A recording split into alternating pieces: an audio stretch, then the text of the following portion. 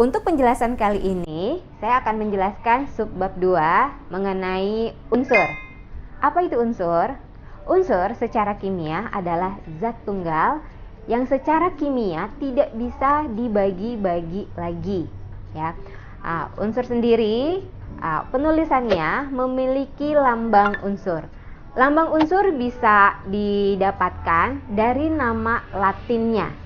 Nah, untuk penulisan lambang unsur ditulis oleh huruf kapital dari nama Latin huruf pertama. Contoh unsur, lambang yang diambil dari nama Latinnya. Sebagai contoh adalah nitrogen. Pada nitrogen memiliki lambang unsur N.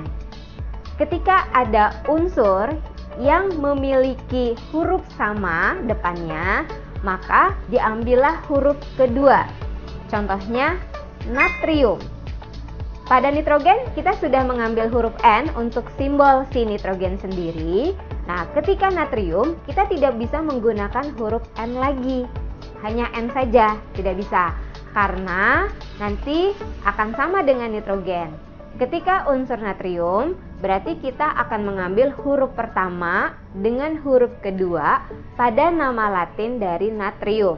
Jadi simbolnya akan menggunakan huruf N ditulis kapital dan huruf A ditulis kecil ya. Jadi simbol untuk natrium adalah Na. Berikutnya saya akan menjelaskan tentang molekul. Molekul itu gabungan dari beberapa atom. Molekul unsur gabungan dari atom-atom sejenis, dan molekul senyawa gabungan dari unsur-unsur yang beda jenis. Untuk molekul unsur, sebagai contoh, oksigen. Ketika dibilang oksigen, itu O saja, dia masih berupa unsur. Tapi ketika dibilang gas oksigen, berarti memiliki rumus O2, berarti di situ dia sudah sebagai molekul unsur. Jadi kalau unsur hanya satu atom saja, tapi ketika molekul unsur lebih dari satu atom. Contoh lain dari molekul unsur adalah klorin. Kalau klorin saja, berarti Cl itu adalah unsur, tapi kalau gas klorin atau Cl2 itu adalah molekul unsur. Molekul unsur jumlahnya bisa lebih dari 2, misalkan belerang. Belerang memiliki rumus sebagai molekul unsurnya adalah S8. Untuk molekul senyawa, di sini molekul senyawa dia terdiri dari 2 atom yang berbeda. Sebagai contoh, H2O terdiri dari 2 atom H dan 1 atom O. Atau natrium klorida terdiri dari 1 atom Na dengan 1 atom klorin. Bagaimana dengan sistem penamaannya? Simak video pembelajaran berikut ini ya adik-adik. Tata nama senyawa kita kelompokkan dulu menjadi tata nama senyawa biner dan tata nama senyawa poliatom. Untuk tata nama senyawa biner, yang bagian pertama, ketika senyawa itu terdiri dari unsur logam dengan unsur non-logam, maka tata namanya sebutkan nama logamnya dulu, baru sebutkan nama non-logamnya. Sebagai contoh, NaCl. NaCl berarti terdiri dari atom Na dan atom Cl. Na sendiri adalah natrium, Cl-nya adalah klorin. Ketika bergabung membentuk NaCl, kita menyebutnya adalah natrium klorida. Contoh lain, CaF2 terdiri dari Ca, kalsium, dengan F, fluorin. Dalam senyawa CaF2, kita sebutkan nama si logamnya, berarti si kalsiumnya, lalu nama non-logamnya fluorin. Ketika di akhir itu dikasih akhiran ida. Jadi secara keseluruhan CaF2 kita kasih nama kalsium fluorida. Jumlah 2 di situ tidak terlihat pada nama karena aturannya Sebutkan nama logam, lalu nama non-logamnya, dan dikasih akhiran ida. Contoh lain, Al2S3. Al2S3, Al-nya sendiri aluminium, S-nya adalah sulfur. Ketika bergabung membentuk Al2S3, kita beri nama aluminium sulfida, ya. Jadi jumlah 2 dan 3-nya tidak masuk ke dalam nama. Oke. Itu adalah contoh-contoh senyawa biner yang terdiri dari logam, dan logamnya adalah logam golongan utama dengan non-logam. Bagaimana dengan logam golongan transisi?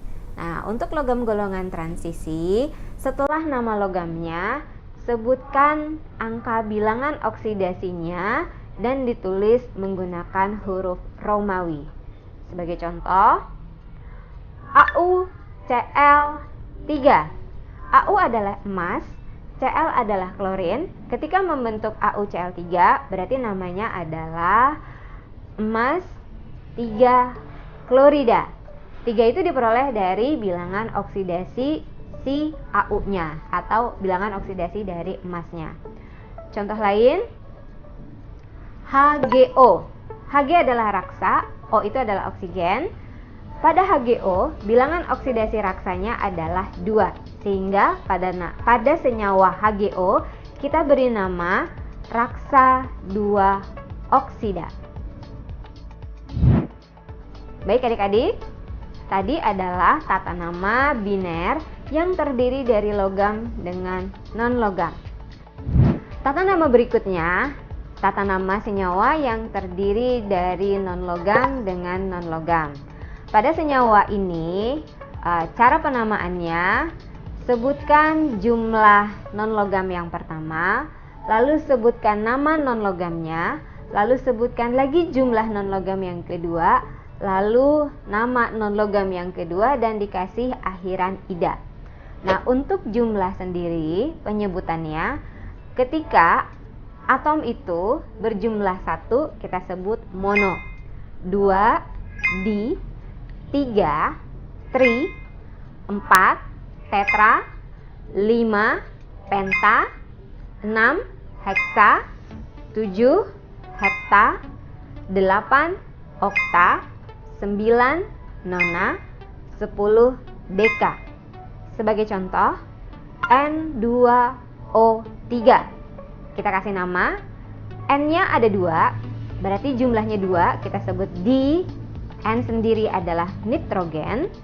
Lalu O3, O-nya ada 3 itu tri, dan si unsur O itu adalah oksigen. Ketika dikasih akhiran ida, oksigen berubah nama menjadi oksida. Jadi secara keseluruhan, N2O3 memiliki nama dinitrogen trioksida. Contoh lain, Cl2O7. Pada Cl2O7, Cl-nya ada 2 dan O-nya ada 7. Jadi bisa kita kasih nama diklor heptaoksida. Adik-adik, di sini ada catatan khusus. Ketika jumlah atom yang pertama, bagian depan hanya 1, mononya tidak perlu disebutkan. Tapi ketika atom yang kedua jumlahnya 1, jumlah mononya atau kata mononya tetap disebutkan. Sebagai contoh, pada senyawa CO, kita tidak perlu memberi nama monokarbon monooksida, tapi cukup kita kasih nama karbon monooksida. Jadi untuk atom yang di depan yang jumlahnya hanya 1, untuk mononya dihilangkan. Sama seperti pada senyawa CO2, sehingga kita kasih nama CO2 itu adalah karbon dioksida. Adik-adik, ada beberapa senyawa yang diberi nama yang tidak sesuai dengan jumlahnya dan tidak sesuai dengan unsur pembentuknya. Sebagai contoh, H2O. Pada H2O tidak kita beri nama dihidrogen monooksida, tapi kita kasih nama dia sebagai air saja. Begitupun pada senyawa CH4. Pada CH4 tidak diberi nama karbon tetrahidrida, tapi kita sebut CH4 itu namanya adalah metana.